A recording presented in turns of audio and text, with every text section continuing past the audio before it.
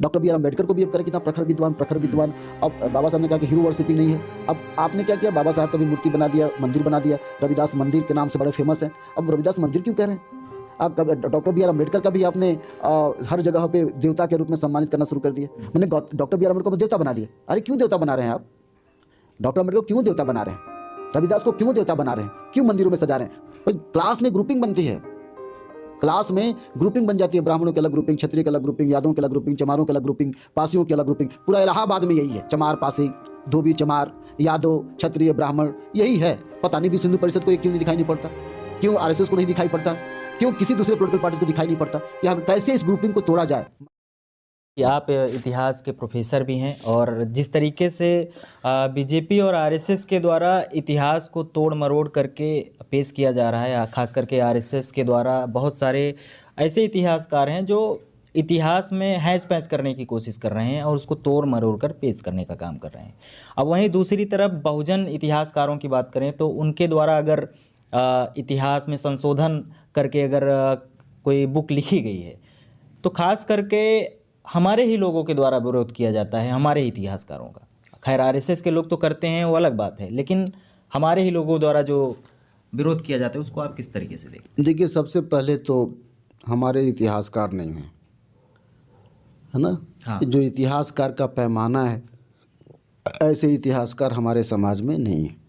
और भारत में इतिहासकारों की जो श्रेणियाँ बनी है पूरे वर्ल्ड में, उसमें जो स्कूल्स जिसको हम श्रेणी कहते हैं, इसमें ऑक्सफोर्ड है, कैम्ब्रिज है, इलाहाबाद स्कूल ऑफ हिस्टोरियन है, जेएनयू यूनिवर्सिटी इलाहाबाद हिस्टोरियन है, अलीगढ़ हिस्टोरियन है, हाँ, फिर मार्क्सिस्ट हिस्टोरियन है, सवॉल्टन हिस्टोरियन है, आपके पिजेंस हिस्टोरियन है। इस तरह के श्रेणियाँ बनी हैं। इस पे पढ़ाई लिखाई राष्ट्रवादी इतिहासकार हैं। जो आरएसएस के जो हार्डकोर हैं वो अल्ट्रा राष्ट्रवादी कहते हैं, जो मॉडरेट हैं उसको मॉडरेट कहते हैं। इन सभी खांचों में एक दलित स्कूल की स्थापना अभी तक नहीं हो पाई थी। दलित स्कूल ऑफ हिस्टोरियन की स्थापना नहीं हो पाई है। दलित स्कूल से मसलन हम क्योंकि जहाँ पे एट्रोसिटीज़ ऑन कास्ट के में पढ़ाई होती हो, इस तरह का हम अब तक देखने को नहीं मिला है। शुरुआत हुई है हमारे इस देश में। प्रोफेसर चिन्ना राव सर एक जेएनयू के प्रोफेसर हैं, जो हर साल दलित हिस्ट्री पे एक इंडियन हिस्ट्री कांग्रेस जो बॉडी है उसमें कराते हैं। उसमें दलित प्रोफेसर दलित स्टडीज़ पे काम हुआ है। रामनारायण रावत जो शिकागो यूनिवर्सिटी, बाहर की यूनिवर्सिटी में कई जगहों पर रहे हैं, उन्होंने एक किताब लिखी है दलित स्टडीज़, तो उस पे उन्होंने एक नैरेटिव सेट करने की कोशिश की है। इसी तरह से गेल ओम्बेट और इनरोल जिलियट के नाम से कुछ काम हो रहा है इस तरह से। तो अभी सीकिंग बेगमपुरा नामक की किताब आई है गेल ओम्बेट की, तो उसमें भी थोड़ा सा बात हो। मैं अपने इलाहाबाद विश्वविद्यालय में भी दलित स्टडीज़ को या इस स्टडीज़ को बढ़ावा देने की कोशिश कर रहा हूँ।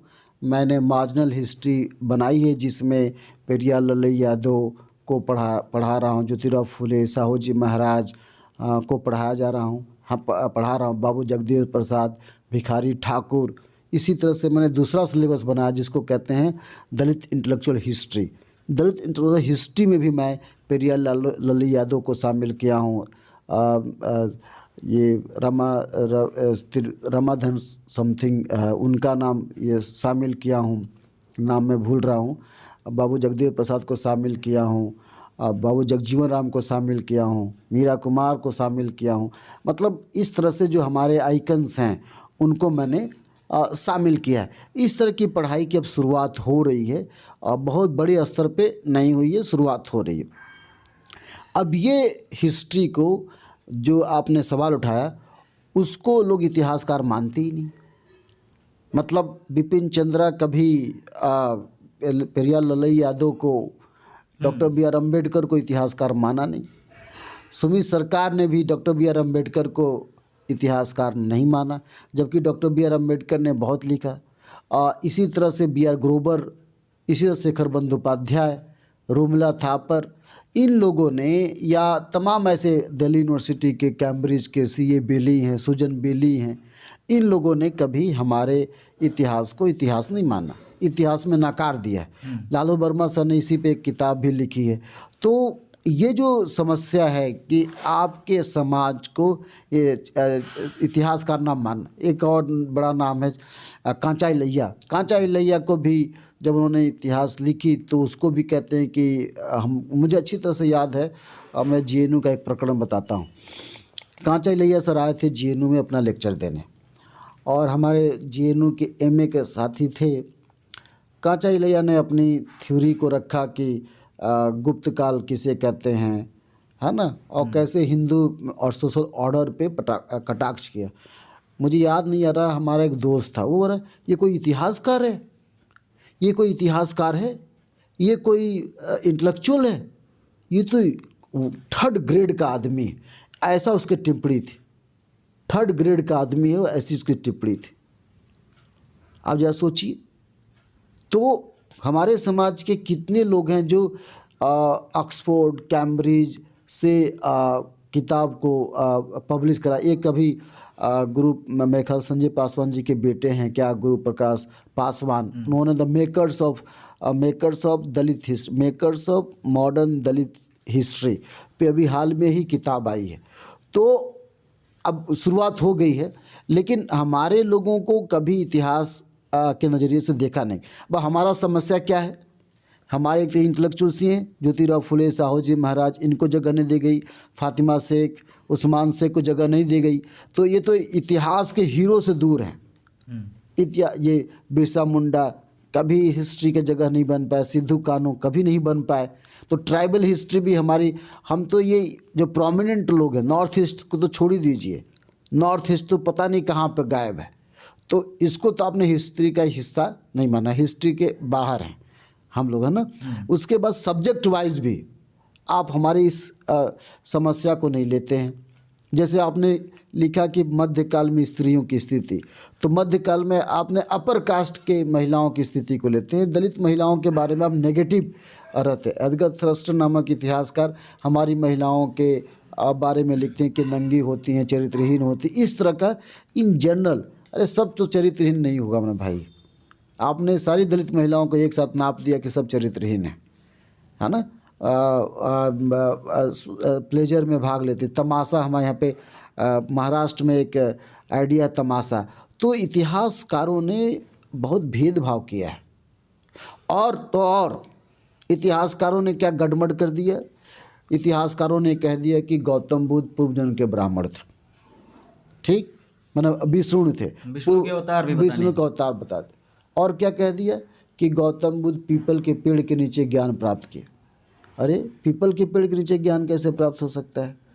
और तो और आपने कह दिया कि कबीर दास हिंदू मुस्लिम दोनों में बहुत प्रचलित थे, बहुत फेवरेट थे। तो दोनों आपस में लड़ने लगे मगहर में। तो आपने कह दिया अरे वो इतने विद्वान थे कि कबीर साहब जब मरे तो उनका शरीर फूल बन गया। अब हिंदू मुसलमान बांट लिया। अब बहुजन आइडियोलॉजी तो कभी नहीं कहती कि कबीर मरेंगे तो फूल बन जाएगा, अगर साइंटिफिक तर्कों पे जाए तो नहीं। रविदास जी को कह दिया कि मन चंगा तो कठौती में गंगा, गंगा कठौती में आ गई, कभी गंगा कठौती में आ सकती हैं। तो आपने उनको भी ब्राह्मणिकल आइडियोलॉजी में डाल दिया, है ना, उनको भी ब्राह्मणिकल आइडियोलॉजी में डाल दिया। ऐसे तमाम नैरेटिव्स हैं कि आपने जो कहा ना कि हमारा सभी नैरेटिव्स, अभी अब कांसीराम साहब को भी कुछ में डाल देंगे, डॉक्टर बी आर अम्बेडकर को भी अब करें कितना प्रखर विद्वान। अब बाबा साहब ने कहा कि हीरो वर्शिपिंग नहीं है। अब आपने क्या किया, बाबा साहब का भी मूर्ति बना दिया, मंदिर बना दिया, रविदास मंदिर के नाम से बड़े फेमस हैं। अब रविदास मंदिर क्यों कह रहे हैं आप। डॉक्टर बी आर अम्बेडकर का भी आपने हर जगह पे देवता के रूप में सम्मानित करना शुरू कर दिया। मतलब अगर डॉक्टर बी आर अम्बेडकर के अंदर किसी ने कह दिया कि ये कमी है तो दलित समाज के लोग डंडा लेके दौड़ा कर मारना शुरू करेंगे। मैंने डॉक्टर बी आर अम्बेडकर को देवता बना दिया। अरे क्यों देवता बना रहे हैं आप, डॉक्टर अम्बेडकर को क्यों देवता बना रहे हैं, रविदास को क्यों देवता बना रहे हैं, क्यों मंदिरों में सजा रहे हैं? कुरुक्षेत्र में रविदास मंदिर है, बड़ा मंदिर है, बहुत बड़ा मंदिर। काशी में भी बहुत बड़ा मंदिर है ना? तो वो तो नहीं कहते कि तुम हमारा मंदिर बना कर हमारा पूजा करो। पता नहीं इस देश के भगवान कैसे हैं या दुनिया के भगवान कैसे हैं, कहते मेरा पूजा करो, तुमसे मांगो, हम अपनी भक्ति दिखाएं जान दे करके तो खुश होंगे। पता नहीं कितने, इसलिए बलि प्रथा भी आ गई। भाई बलि प्रथा क्यों आई? जान दे करके भगवान को खुश करने के लिए आपने कहा। हाल ही में केरला का भी एग्जाम्पल है। तो बलि से अंधविश्वास पैदा हुआ ना, लेकिन हमारा समाज इसमें खुश है। एक आपके झारखंड में बहुत सा बलि प्रथा होता है। तो आप हमारे समाज को शिक्षित नहीं कर पा रहे हैं, हम एजुकेटेड नहीं कर पा रहे हैं। एजुकेटेड का मतलब केवल लिटरेसी रेट की बात नहीं कर रहा हूँ, इंटेलेक्चुअल नहीं बना पा रहे, और उसमें से ऑर्गेनिक इंटेलेक्चुअल नहीं बना पा रहे। जब तक हमारा समाज इस तरह की बात नहीं करेगा तब तक हम उनकी कॉन्स्पिरेसी को नहीं समझ पाएंगे कि गौतम बुद्ध विष्णु के अवतार है। तब तक हम ये नहीं समझ पाएंगे कि कभी का शरीर कैसे फूल बन गया।